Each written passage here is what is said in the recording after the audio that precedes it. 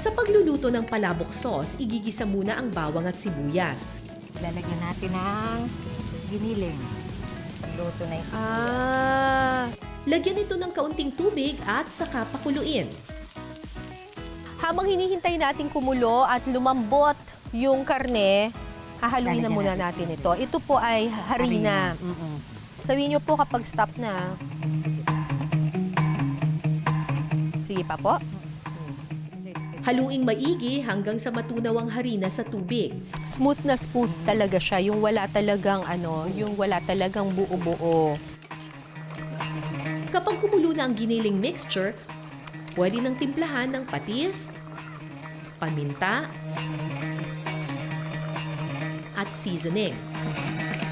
Sunod na ihahalo ang atsuete oil na siyang magbibigay kulay sa ating palabok sauce. Lagyan na ng tinapa flakes, chicharon, at harina mixture. Okay na. Okay na. Katry lang natin itong malaki. Haluin lang ito hanggang sa lumapot ang sauce at huling ilalagay ang itlog. Kapag luto na ang sauce, pwede na itong ibuhos sa noodles at lagyan ng iba pang toppings.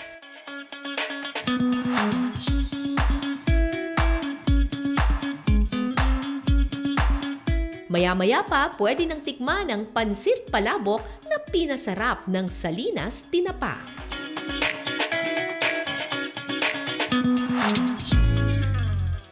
Alright, tikman na natin itong palabok.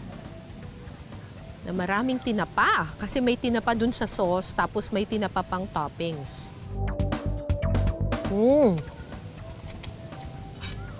Wow, sarap. Lasang-lasa mo yung tinapa. Pero hindi siya malansa.